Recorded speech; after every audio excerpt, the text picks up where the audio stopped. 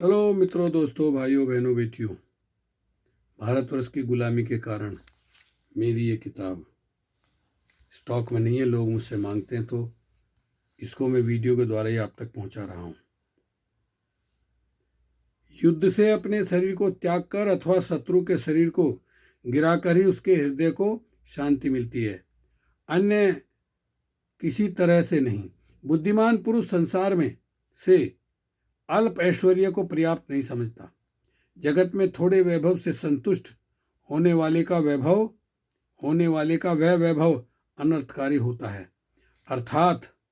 अतः राजाओं को थोड़े से संतोष नहीं करना चाहिए।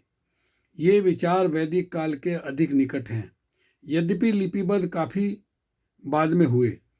इनमें युद्ध में सीधे लड़ने और उसमें शत्रु को मार देने अथवा खुद मर जाने की बात है। क्षत्रिय को लड़ना ही चाहिए।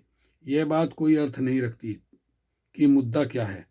क्या उसे बिना युद्ध के, बिना मारकाट के अन्य तरीकों से सुलझाया जा सकता है या नहीं? हर क्षत्रिय का धर्म ही यह है कि वह मारकाट करता रहे। देखिए, ये सोच है। दूसरा चरण, इन विचारों के विपरीत कौटिल्य के अर्थशास्त्र में अन्य तरीकों को भी अपनाने का प्रतिपादन किया गया है। अर्थशास्त्र यद्यपि सारे का सारा चंद्रगुप्त मौर्य के समय का नहीं, तथापि इसकी मूल विचारधारा प्राय तत्कालीन है।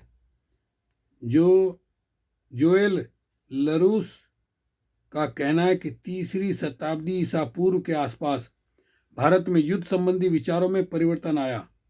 अब सीधी मारकाट उसी स्थिति में उचित मानी जाने लगी जब अपने राज्य की सुरक्षा को खतरा हो और राजा विजिगीषु दूसरे को जीतने का चाहवान हो, या जब यह साफ दिखाई पड़ता हो कि जीते गए प्रदेश के मिलने से राज, धर्म और अचल संपत्ति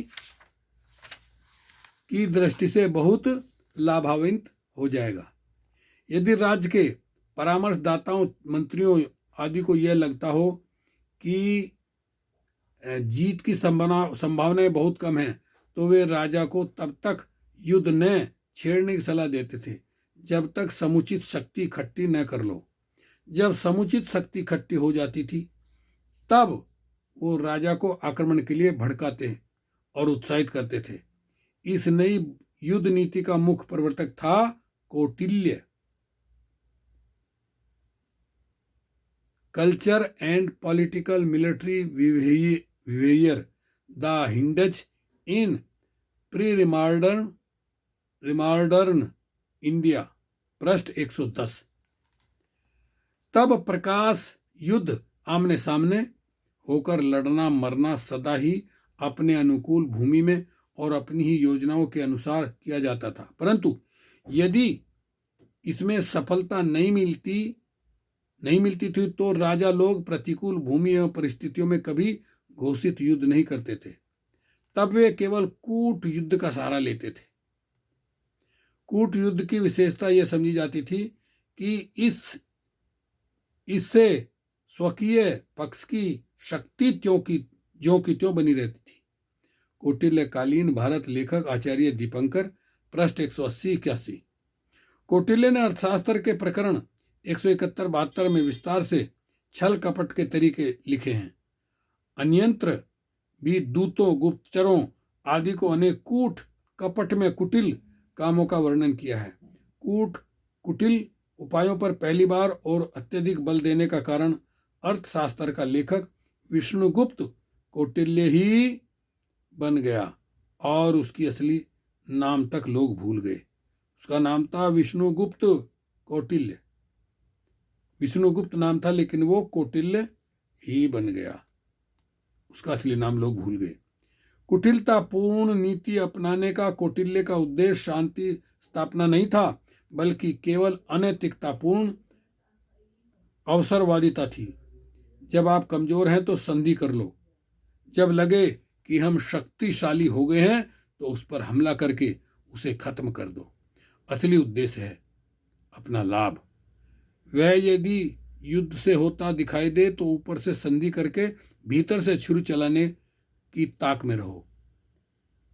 नीचे अर्थशास्त्र से कौटिल्य के कुछ कथन प्रस्तुत हैं। संधि विग्रयो तुल्ययाया वृद्धो संधि मुये मुपेयात विग्रहे क्षवय प्रवास प्रत्यवायाद भवंती प्रकरण 102 पंक्ति, दूसरी पंक्ति। अर्थात राजा जब संधि और युद्ध में एक समान लाभ होता देखे तो अपनी उन्नति के लिए उसे संधि कर लेनी चाहिए, क्योंकि युद्ध करने पर प्रजा का नाश धान्य आदि भी क्षति प्रवास और प्रत्यवान पाप आदि अनेक तरह के कष्ट झेलने पड़ते हैं।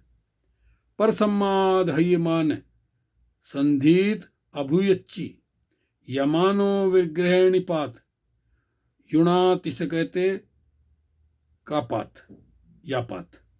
प्रकरण 98-99 श्लोक 1। अर्थात शत्रु की तुलना में यदि अपने को निर्बल समझे तो शत्रु का कोई उपकार कर दें, यदि स्वयं को सर्वसंपन्न और शक्तिशाली समझे तो चढ़ाई कर देनी चाहिए। देखिए ये सब कौटिल्य। यशवनी वागणे स्थित है। स्वकर्मण्य का उद्घातम पश्चेत नेतरस्य तस्मी न निष्ठेत एस अच्छे पूर्व तक। अर्थात जिस गुण को अपनाने से अपने कार्यों का नाश हो और शत्रु के कार्यों की कोई क्षति न होती हो, उसे कदापि न अपनाना चाहिए। इस प्रकार के गुण को आसानी से अपनाने से तबाही होती है। यदि न मान्यते यान साध्यम कर्मोपघात शास्त्रे प्रतिवहित स्वकर्माष्टमी इति यानेन वृद्धि मति पठेस्थ पूर्वोक्त। अर्थात यदि समझे कि शत्रु के कर्मों का नाश चढ़ाई यान से हो सकेगा और मैंने अपने कर्मों की रक्षा का पूरा प्रबंध कर लिया है, तो चढ़ाई करके अपनी उन्नति करनी चाहिए। ये उपदेश सब राजाओं के लिए थे। अतः हर राजा छल कपट अपना कर अपना उल्लू सीधा करने के चक्कर में पड़ा रहा, जिसके परिणाम स्वरूप राज्यों के आपसी संबंध अविश्वास, तनाव और कटुता से भरे रहे। हर राजा अपनी सैनिक शक्ति बढ़ाकर दूसरे को मारने के ताक में रहा या आत्मरक्षा की चिंता में पड़ा रहा। मुगलों से पहले के भारत में कोई भी राजा अपने को सुरक्षित नहीं समझ सकता था, क्योंकि या तो उसे किसी पर हमला करना होता था या फिर किसी के हमले का उसे शिकार होना पड़ता था। सद्भावना का भाव। आज का पक्का दोस्त या दब्बू राजा जो ही शक्ति संपन्न होता, वह दूसरे दिन जानी बन जाता था, यानी दुश्मन, और चढ़ाई कर देता था। जोएल लरूस का कहना है कि अपनी उन्नति करना, अपना घर भरना क्योंकि मुख्य उद्देश्य था। अतः वह यह कोई अर्थ नहीं रखता था कि किन किन साधनों से ऐसा किया जा रहा है या क्या। अतः हिंदू राजा एक दूसरे पर निरंतर आक्रमण करते गए। यह काम पीढ़ी दर पीढ़ी चलता रहा।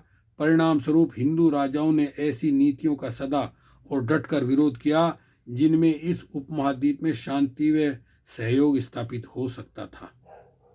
आधुनिक काल से पहले के भारत के सारे इतिहास को देखें तो पता चलता है कि यहाँ लगातार ऐसे अवसरों को नकारा गया जो सद्भावना का थोड़ा सा भी वातावरण बना सकते थे या अनगिनत युद्धों का राजनीति स्तर पर हल ढूंढने में सहायक सिद्ध हो सकते थे।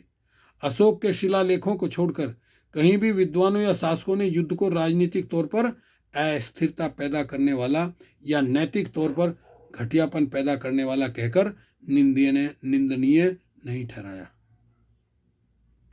उल्टे आधुनिक काल के पहले तक अर्थशास्त्र यहाँ के राजाओं के आपसी संबंधों का मार्गदर्शक बना रहा, जो कि राजनीतिक उद्देश्यों की प्राप्ति का साधन युद्ध व बल प्रयोग को बताता है। Culture and political military behaviour the Hindus the modern India पृष्ठ 101-102। स्पष्ट है कि हिंदू सदा से युद्धवादी, लड़ाकू और खून बहाने में विश्वास करते रहे हैं। के.एम. पाणिक्कर ने ठीक ही कहा कि ज्ञात इतिहास में हिंदुओं में राज सिंहासन अपने अधिकार को दृढ़ता से जता और जरूरत पड़ने पर मारकाट करके प्राप्त किया जाता रहा है। चलिए इसके आगे अगली वीडियो में रखेंगे अपनी बात। ओके, शुक्रिया, धन्यवाद।